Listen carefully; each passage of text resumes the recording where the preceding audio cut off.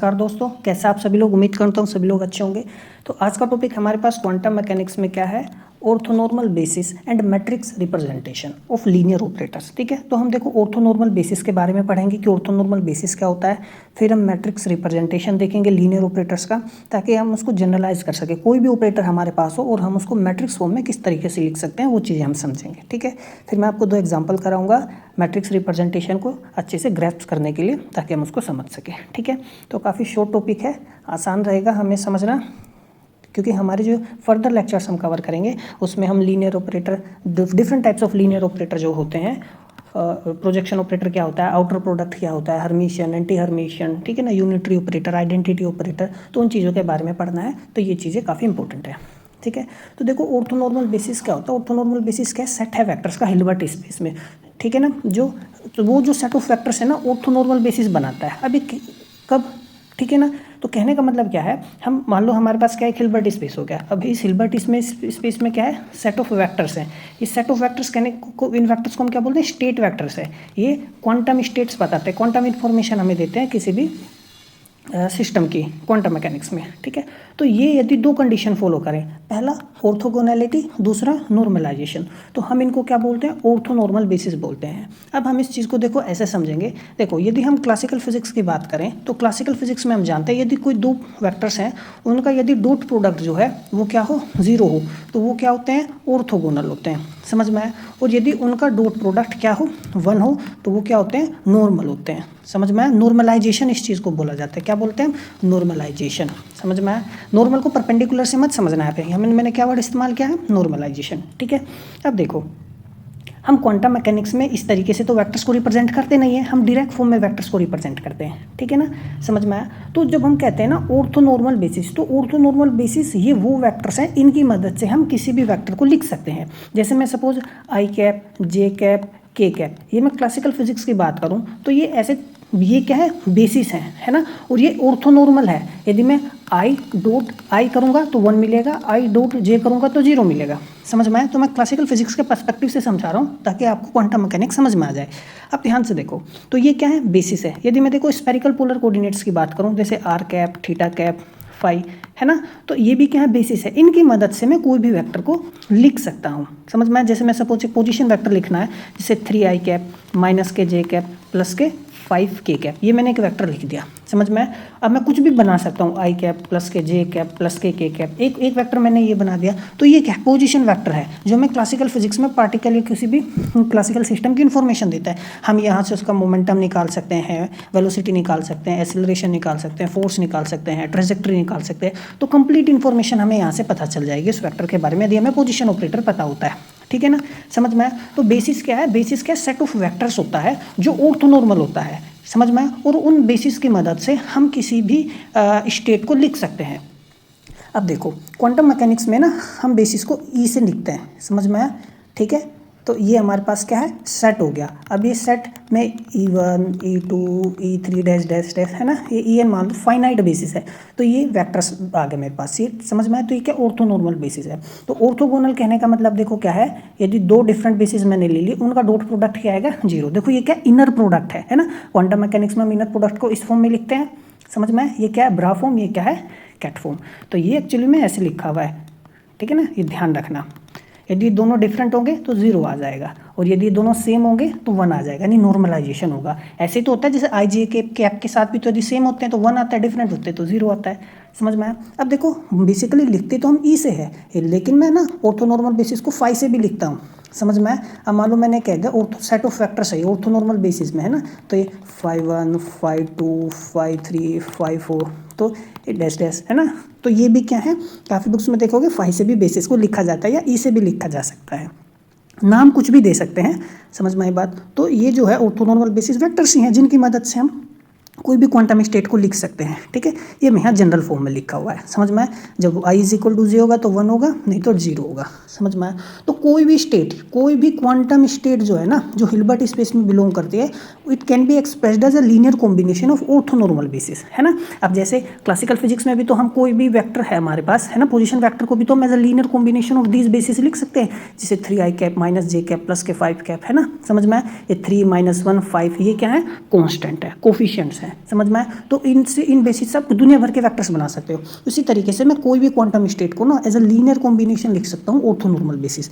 तो आप देखो ध्यान से, तो ये मेरे पास कोई वेक्टर हो गया, क्वांटम स्टेट हो गई है ना, और इसको मैंने देखो कि ये क्या हो गया, कॉन्स्टेंट्स हो गया। देखो जैसे मैं इसको ऐसे लिखूँ तो मेरे पास जो पहला बेसिस ऑर्थोनॉर्मल बेसिस होगा ये है ना, वेक्टर हो गया, या C2 E2, समझ में आया, C3। मैंने सपोज 3 बेसिस ही है मेरे पास, तो मैं ऐसे ही तो लिखूंगा, n हो गई तो ये n तक चला जाएगा, समझ में आ गई चीज़ें, ठीक है। तो ये देखो ऐसे ही है, जैसे मैं r के वेक्टर है ना, जैसे मैं लिखूँ 3i कैप, जैसे मैंने यहाँ लिखा था -j cap plus k cap, तो ये क्या है, बेसिस हैं। तो i कैप j कैप क्या है, बेसिस, और ये 3 -1 1 ये क्या है, कॉन्स्टेंट्स हैं, समझ में आया। क्वांटम मैकेनिक्स में ये क्या होता है, कॉम्प्लेक्स नंबर्स होते हैं, रियल नंबर्स भी हो सकते हैं, ठीक है, कोई डाउट है।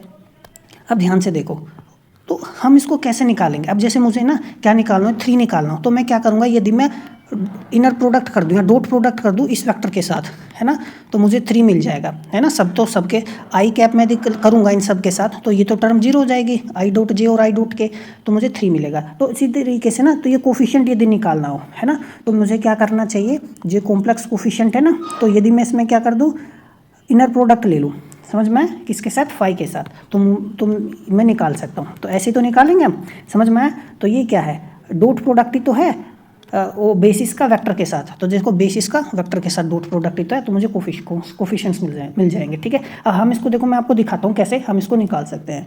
तो जो कंपोनेंट है ना, ठीक है ना, इसको तुम obtain this take inner product, तो मैंने ना दोनों साइड इनर प्रोडक्ट ले लिया, है ना, मैंने ब्रा ऑपरेटर ना इस पर अप्लाई कर दिया। तो देखो जब ब्रा ऑपरेटर अप्लाई करूँगा तो देखो ये एज इट इज़ लिखा, और ये मेरे पास कैट ऑपरेटर था, ये मैंने एज इट इज़ लिखा, ये तो था कैट ऑपरेटर, ठीक है, समझ में आया। अब देखो ये समेशन CJ, ये क्या कोई कांस्टेंट है, ये तो मैंने बाहर ले लिया, और ये E जो है इसके साथ आ गया, है ना। तो ये तो ऑर्थोनॉर्मल होते हैं, समझ में आया, क्या होते हैं, ऑर्थोनॉर्मल होते हैं। तो यदि डिफरेंट होंगे तो 0 आएगा, सेम होंगे तो 1 आएगा। तो समझ में आई चीज़ें। तो इसको कैसे लिख सकते हैं, ये ऐसे तो था CJ, और मैं इसको क्रोनिकल डेल्टा के फॉर्म में लिख सकता हूँ, ठीक है ना, समझ में आया, कोई डाउट है। तो ये चीज़ है, अब सेम होने चाहिए तभी तो मेरे पास CI आएगा, नहीं तो 0 हो जाएगा, समझ में आया। तो CI में CJ मेरे पास कब आएगा, जब I इक्वल टू क्या होगा, J, तो ये I की जगह J आएगा, तो ये 1 मिल जाएगा, समझ में आया। तो मुझे क्या मिलेगा, CJ मिल जाएगा, ठीक है ना। तो I मिल जाएगा, ये मेरे पास, हम कोफिशिएंट निकाल सकते हैं, समझ में आई बात, ठीक है, कोई डाउट है। तो ये चीज़ ध्यान रखना, है ना। ये मैंने यहाँ पे क्लासिकल फिजिक्स से भी इसको समझा दिया आपको, ताकि एक अंडरस्टैंडिंग आपकी बनी रहे। बात करते हैं हम, देखो matrix representation of linear operators की। अब मैट्रिक्स में ना किसी भी लीनियर ऑपरेटर को मैट्रिक्स में कैसे लिखते हैं। अब देखो जैसे हमने ऊपर पढ़ा, कोई भी मान लो ऑर्थोनॉर्मल बेसिस है, जैसे फाई है ना, ऑर्थोनॉर्मल बेसिस ले लो, ई ले लो, है ना, कुछ भी ले लो। तो n डायमेंशनल हिल्बर्ट स्पेस में दी है, तो हम किसी भी वेक्टर को इस linear combination of these basis vector लिख सकते हैं, जैसा हमने अभी ऊपर समझाया आपको, यही तो है, समझ में। तो इन बेसिस की मदद से कोई भी वेक्टर्स को लिखा जा सकता है। तो वहाँ ये सेम चीज़ मैंने वही लिखी है, इस बार फाई ले लिया, है ना, तो कोई दिक्कत नहीं है, आप कुछ भी ले सकते हो, ठीक है। तो ये चीज़ हो गई, समझ में। अब ध्यान से देखो, तो कोई जब हम किसी लीनियर ऑपरेटर को एक्ट करेंगे ना फाई पर, तो हम जानते हैं, जैसे मान लो मेरे पास कोई एक ऑपरेटर है, तो मैंने इस ऑपरेटर को किसी क्वांटम स्टेट पर क्या करा, एक्ट करा, ए ले लो, बी ले लो, ओ ले लो, कुछ भी ले लो, तो मुझे क्या मिलेगी, कोई दूसरी क्वांटम स्टेट मिलेगी, समझ में आया। तो मान लो मुझे कोई ये क्वांटम स्टेट मिल गई साइड एस, ठीक है, समझ में आई बात। तो हमने क्या किया, मेरे पास एक क्या था, एक क्वांटम स्टेट थी, जिसको हमने ऑर्थोनॉर्मल बेसिस में हम ऐसे लिख सकते हैं, हम जानते हैं, ठीक है। तो अब इस क्वांटम स्टेट पर ना मैंने एक ऑपरेटर को एक्ट किया, तो मुझे कोई दूसरा न्यू स्टेट मिलेगी, जैसे मैंने यहाँ बताई थी, हम किसी स्टेट पर कोई ऑपरेटर अप्लाई करेंगे तो मुझे कोई दूसरी स्टेट मिलेगी। ऑपरेटर मैंने प्रीवियस क्लास में भी आपको समझाया था, है ना। अब जैसे मान लो मेरे पास fx is equal to 2x + 3 है ना, तो मैं कोई जैसे सिंपल सा है, मैं ऑपरेटर क्या लगा सकता हूँ, मान लो मैंने dy/dx, सबसे सिंपलेस्ट एग्जाम्पल ले लेते हैं, तो ये क्या मेरी ऑपरेटर का काम करेगा। तो इसको मैं जब डिफरेंशिएट करूंगा तो 2 मिलेगा, तो मेरे पास अब कांस्टेंट फंक्शन मिला, है ना। पहले तो वेरिएबल फंक्शन था, अब क्या मिला, कांस्टेंट फंक्शन मिला, समझ में आया। तो ऑपरेटर था ना, ये मान लो कोई ए ऑपरेटर था, तो ये क्या किया, ऑपरेटर ने फंक्शन बदल दिया, समझ में आया। अब कोई कांस्टेंट फंक्शन मिला है मुझे, यहाँ पहले वेरिएबल था, कोई कांस्टेंट फंक्शन मिला, कोई दूसरी स्टेट मिल गई, तो सिंपल वही है। तो उस लीनियर ऑपरेटर को ना इस स्टेट पर हम एक्ट करेंगे तो कोई न्यू स्टेट मिलेगी। अब तो देखो, जब तो मेरे पास मान लो फाई डैश मिला, साइड एस मिल गया, है ना, समझ में आया। तो इस पर मैंने ना ओ को ऑपरेट जब किया तो मुझे क्या मिल गया, फाइव एस ये मिला, है ना, समझ में आया, ठीक है, ये चीज़ है। अब देखो, अब जो नई स्टेट मिली है ना, मैं इसको भी ना अपनी ऑर्थोनॉर्मल बेसिस में एक्सप्रेस करना चाहता हूँ, है ना। अब समझ में आई चीज़ें। तो जैसे वही तो है, जैसे आई कैप, जे कैप, के कैप है, ये क्या है, ऑर्थोनॉर्मल बेसिस है। तो मैं दुनिया भर के वेक्टर्स एक्सप्लेन कर सकता हूँ ना। अब जैसे आई कैप प्लस जे कैप माइनस के कैप है ना, 2 आई कैप प्लस के 3 जे कैप माइनस के 7 के कैप। तो इन बेसिस की मदद से मैं डिफरेंट वेक्टर्स बना सकता हूँ। इसीलिए ना जो न्यू क्वांटम स्टेट है इसको भी मैंने ना इसी ऑर्थोनॉर्मल बेसिस में एक्सप्रेस करना चाहा। तो सेम चीज़ है। तो देखो, तो मैं क्या करूँगा, देखो बेसिस तो वही है मेरे पास, समझ में आया। ठीक है, देखो कॉन्स्टेंट सी जे था, कॉन्स्टेंट मैंने सी आई ले लिया, समझ में आया। आप कोई भी यहाँ डी ले लो, है ना, ये सी डैश है, या सी है या सी डैश है, समझ में आया। और सी को हम कैसे निकालते हैं, कोफिशिएंट को हम जानते हैं। हम यदि क्या कर ले लें, इनर प्रोडक्ट ले लें फाई का, समझ में आया, तो मेरे पास सी मिलेगा। मैंने जैसे आपको प्रीवियस ऑर्थोनॉर्मल बेसिस में आपको बताया था। ठीक है, तो मुझे देखो यहाँ से यदि सी जे चाहिए होगा तो मैं क्या करूँगा, दोनों साइड इनर प्रोडक्ट कर दूंगा फाई जे का, किसके साथ, फाई के साथ, तो मुझे मिल जाएगा। ठीक है, कोई डाउट है?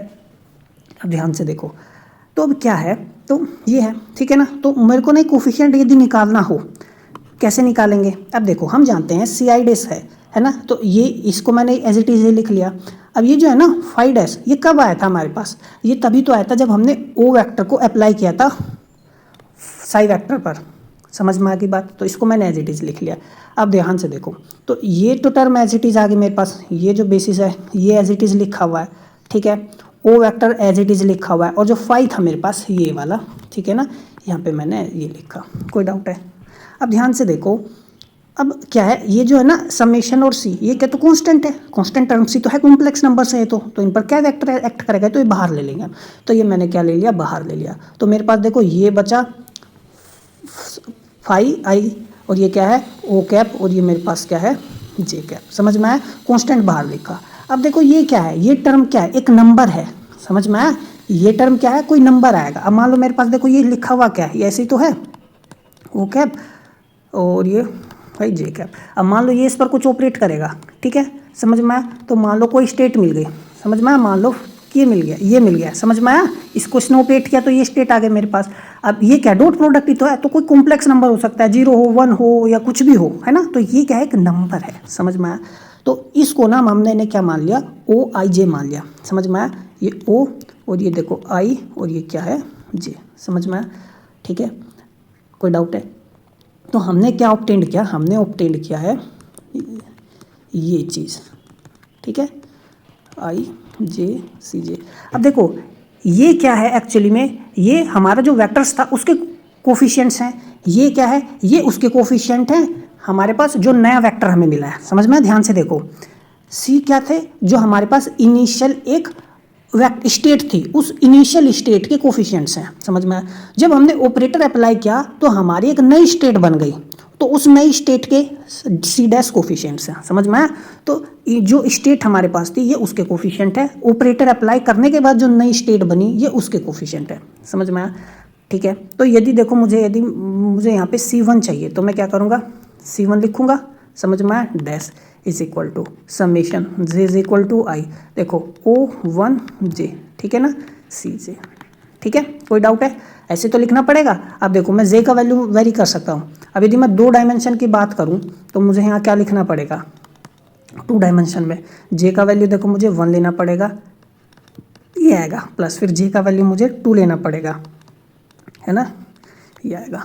ठीक है ना, तो ये एक तरीके से क्या है, मैट्रिक्स की फॉर्म में लिखा गया है, समझ में आया। अब मान लो देखो, मान लो मेरे पास एक वेक्टर है C1, ये मैट्रिक्स है, ठीक है। अब ध्यान से देखना, ये O1 O2 2 1 2 और ये C1 C2। तो यदि मुझे C1 डैश चाहिए तो मैं क्या करूँगा, इसकी मल्टीप्लाई ऐसे ही तो करूँगा, देखो O1 C1 प्लस फिर इसकी इसमें O1 2 C2, समझ में आया। तो एक मैट्रिक्स की तरह ही तो लिखा हुआ है ये टर्म, समझ में आया। तो जो ये ओ आई जे है ना, ये क्या मैट्रिक्स एलिमेंट है ऑपरेटर ओ का इन द बेसिस फाई, समझ में आया। ठीक है, तो ये स्टेटमेंट जो है बहुत ज़्यादा इंपॉर्टेंट है, ठीक है ना। अब देखो ध्यान से देखना है, समझ में आया। अब हम जानते हैं कि अब मुझे मान लो क्या है, ठीक है, देखो हम इस टर्म को ना बाद में समझेंगे थोड़ा सा, पहले अब हम चीज़ को ऐसे समझते हैं। अब हमारे पास यदि देखो क्या है कि हम जानते हैं, मान लो मेरे पास कोई, मैं क्लासिकल फिजिक्स से समझूँ, कोई वेक्टर हो गया 3 आई कैप, है ना, प्लस के 5 जे कैप प्लस के कैप है। तो इसको ना मुझे मैट्रिक्स के फॉर्म में लिखना होगा, तो मैं कॉलम वेक्टर की तरह लिखूंगा इसको, 3 5 और इसका कोफिशिएंट कितना आ गया 1, समझ में आया। तो यदि कोई वेक्टर मेरे पास होता है ना क्वांटम स्टेट में यदि बात करूं, समझ में, तो क्वांटम स्टेट में मेरे पास कोई स्टेट ऐसे लिखी हुई है, तो देखो जैसे ये क्या, आई जे कैप तो बेसिस है, 3 5 1 कोफिशिएंट है, इसी तरीके से मुझे क्या लिखना पड़ेगा, समझ में, मान लो मेरे पास आई इज इक्वल टू 1 से लेके 3 तक ही है, मान लो, है ना, थोड़ा सा सिंपल कर देता हूँ मैं, तो ये मेरे पास क्या है, सी आई और ये 5 आई, समझ में आया, ठीक है। तो ये मेरे पास क्या है, बेसिस में मैंने इसको लिख दिया। तो ये तो मैं इसको कैसे लिखूंगा क्वांटम स्टेट में, C1 5 1 प्लस के C2 5 2 प्लस के C3 5 3, समझ में, 5 1 5 2 5 3 बेसिस है आई जे के की तरह, और C1 C2 3 क्या है, कोफिशिएंट है। तो इसको जब मुझे वेक्टर फॉर्म में लिखना होगा, वो सॉरी मैट्रिक्स फॉर्म में लिखना होगा, तो इसी तरीके से लिखूंगा C1 C2 C3। ये मैंने प्रीवियस लेक्चर्स में एक बार बताया भी था, जब मैंने कैट और ब्राफ का बताया था, समझ में आया। तो कैट को हम कॉलम वेक्टर की फॉर्म में लिखते हैं, जैसे इसको हम कॉलम वेक्टर की फॉर्म में मैंने लिख दिया, कोफिशिएंट लिखे 3 5 1, इसके भी कोफिशिएंट लिखो, सी आई है ना, तो मैंने 3 लिए हैं, C1 C2 C3, तो C1 C2 C3 आ गया, समझ में आई बात, ठीक है। तो ये चीज़ है। तो उसी तरीके से गौर से देखो, मान लो मेरे पास क्या है ना, कि मान लो हमारे पास एक ऑपरेटर था, है ना, यही तो था, मेरे पास एक नई स्टेट आई थी, है ना, एक नई स्टेट आई थी ना साइड एस, कब, जब हमने ऑपरेटर को ओ को ऑपरेट किया था, किस पर, 5 पर, ये टर्म आई थी हमारे पास, हमने जब ओ ऑपरेटर को किस पर अप्लाई किया था, 5 पर, तो मुझे 5 डैश मिला था। तो आप ना इस टर्म को यहाँ से समझो, देखो 5 को कोफिशिएंट्स में लिखूंगा कॉलम में, तो देखो C1 C2 C3 dash dash, समझ में, 5 डैश के क्या लिखूंगा, C1 डैश C2 डैश, समझ में, जैसे यहाँ पे मैंने लिखा हुआ था ना, 3 लिए थे ना, तो 3 ले लेंगे, 3 डायमेंशनल है, n डायमेंशनल है, तो ये n आ जाएगा। ओ के को मैट्रिक्स फॉर्म में कैसे लिखूंगा, ये O1 O1 2, समझ में, तो ये टर्म है मेरे पास, ठीक है, समझ में आया। तो यदि मुझे सपोज 3A वाला कोफिशिएंट चाहिए मैट्रिक्स का, तो मतलब इसको समझो, तो इसका मतलब है मुझे फर्स्ट बेसिस चाहिए, और ओ ऑपरेटर एक्ट करेगा किस पर, थर्ड बेसिस पर, समझ में आया, ये 1 3, तो ये बेसिस है, समझ में आया।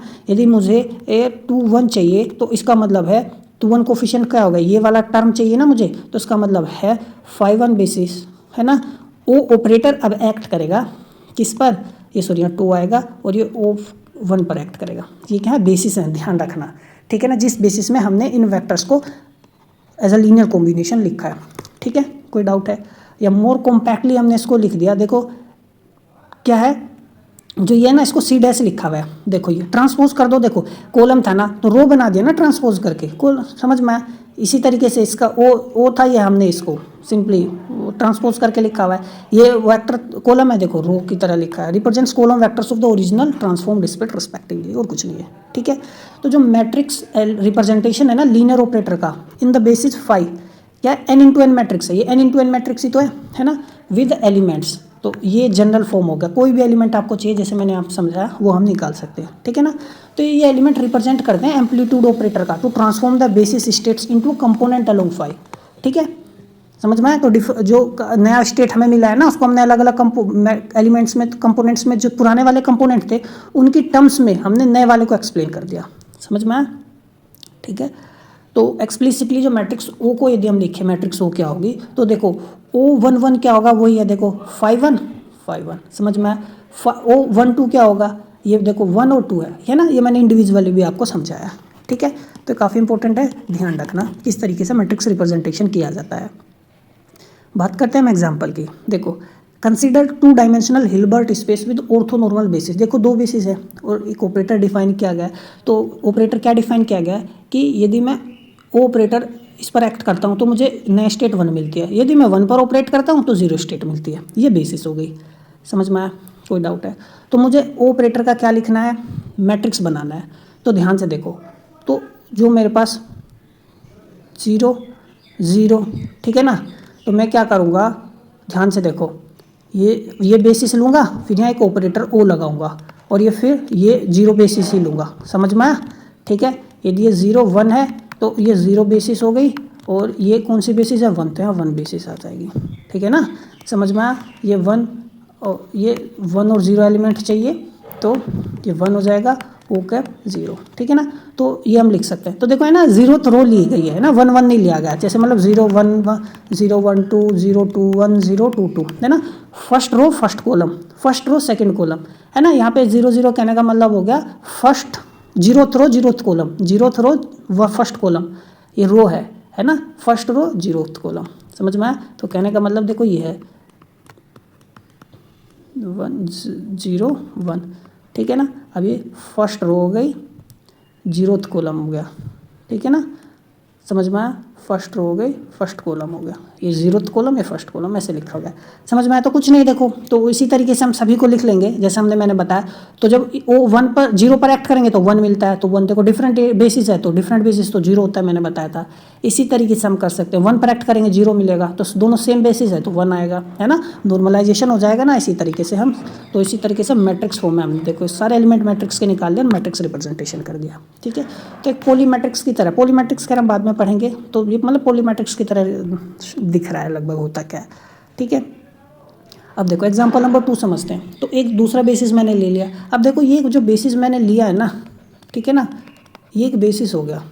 अब इस बेसिस को क्या है, ये जो बेसिस है ये स्पिन अप है, क्या है, स्पिन अप, और ये क्या है, स्पिन डाउन, समझ में आया। तो कोई भी वेक्टर को मैं लिख सकता हूँ इस बेसिस की फॉर्म में। मान लो अल्फा स्पिन अप, देखो कोई कांस्टेंट ले लिया, सी ले लो, C1 C2 है ना, और ये बीटा है ना, ये ऐसे ले लो C1 और ये C2 प्लस, ठीक है, समझ में आया। समेशन में लिखना होगा तो आपको ऐसे लिख लो, 2 तक जाएगा CI, समझ में आया। तो ये कोई भी बेसिस मान सकते हो, फाई ले लो उसको, है ना, जहाँ पे φ1 क्या है, ये मेरे पास अप स्टेट है ना, और φ2 क्या ले लो, ये डाउन स्टेट है, समझ में आया। तो ये है। अब देखो तो ये पोली देख क्या है, एक्चुअली स्पिन होता है हमारे पास, स्पिन ऑपरेटर होता है। अभी फिलहाल आप उस चीज़ को भूल जाओ, बस अभी थोड़ा समझो कि कोई ऑपरेटर हमें दे रखा है ना, वो स्पिन ऑपरेटर क्या है, वो सारी चीज़ हम पढ़ेंगे बाद में। तो ये कोई ऑपरेटर है हमारे पास, मैट्रिक्स फॉर्म में हमको दे रखा है, ठीक है।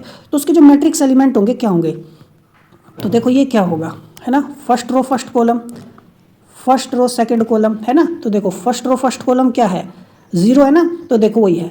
अप स्पिन, देखो ये मैंने क्या मान लिया, समझ में मैं क्या कह रहा हूँ, देखो बेसिस तो यही है ना, तो फर्स्ट अप ले लिया, और ये क्या हो गया मेरे पास, अप डाउन हो गया, ठीक है ना, समझ में आई बात, कोई डाउट है तो ये हो गया। तो इसी तरीके से सारे हम लिख सकते हैं। तो जब हम कोई भी जनरल स्टेट पर एक्ट करेंगे ना इस मैट्रिक्स को, तो देखो ऑपरेटर हो गया, किसी स्टेट पर एक्ट किया, तो देखो ऑपरेटर को मैट्रिक्स फॉर्म में लिखा, समझ में आ गई बात, ठीक है। अब देखो मैट्रिक्स फॉर्म में ऑपरेटर तो लिख दिया, स्टेट हमें देखो क्या दे रखी है, स्टेट हमें दे रखी है अल्फा बीटा। अब ये अल्फा बीटा कैसे लिखा, ध्यान से देखो, तो ये जो हमें स्टेट दे रखी है ना, ये अल्फा आई कैप प्लस के बीटा, ये ठीक है। तो देखो ये जो अप स्पिन होता है ना, इसको हम कॉलम वेक्टर की फॉर्म में ऐसे लिखते हैं 1 0 प्लस बीटा, ये ध्यान रखना, इसको क्या लिखते हैं 0 1। तो यहाँ से मुझे क्या मिलेगा, अल्फा बीटा मिलेगा। तो फर्स्ट स्टेट को मैं अल्फा बीटा की फॉर्म में ऐसे लिख सकता हूँ, समझ में आया। हो सकता है ये चीज़ें 1 0 0 ना बेशक ना समझ में आई हो, देखो ये बेसिस है ना, तो स्पिन और अप स्पिन डाउन के बेसिस को हम चाहे तो ऐसे लिखते हैं, काफ़ी बुक में इसको प्लस से लिखा जाएगा, इसको प्लस ले लेंगे, इसको माइनस लिखेंगे, समझ में आया। अब इतना लिखने के बाद इसको कॉलम वेक्टर में लिखना हो यदि, तो कॉलम वेक्टर में इसको लिखेंगे 1 0 और डाउन वाली को लिखेंगे 0 1, समझ में आया। कोई भी स्टेट को हम कॉलम वेक्टर में लिखते हैं ना, तो वही चीज़ है। तो देखो इस फिर स्टेट को मैंने कॉलम फॉर्म में लिख दिया, कॉलम वेक्टर लिखा है इसका, ठीक है। और देखो ये मुझे मल्टीप्लाई करेंगे तो बीटा अल्फा आ जाएगा, सिंपल है। और रो इनटू कॉलम हम जानते हैं किस तरीके से मल्टीप्लाई करते हैं। देखो फ्लिप हो गया, बीटा ऊपर चला गया, अल्फा नीचे आ गया। जो स्टेट थी ना हमारे पास, ये स्टेट थी, तो ये अल्फा बीटा है। अब जब ऑपरेटर एक्ट करा तो ऑपरेटर ने क्या कर दिया, बीटा अल्फा कर दिया, फ्लिप कर दिया। तो जो एक्शन था ना इस ऑपरेटर का, इसने स्पिन को फ्लिप कर दिया है अराउंड एक्स एक्सिस, ठीक है ना, समझ में आई। वो पोली एक्स ऑपरेटर था तो इसलिए एक्स एक्सिस के अराउंड फ्लिप किया। मेरा मेन मकसद था इस एग्जांपल के थ्रू बस आपको थोड़ा सा कंसेप्ट समझाना कि मैट्रिक्स रिप्रेजेंटेशन होता क्या है। हो सकता है आपको ये स्पिन पोली वगैरह समझ में ना आओ, तो डोंट वरी अबाउट दैट, ठीक है ना, वो चीज़ हम करेंगे, समझ में आया, ठीक है। तो ये था हमारा आज का लेक्चर, मिलते हैं अगले लेक्चर्स में, तब तक पढ़ते रहिए, नमस्कार।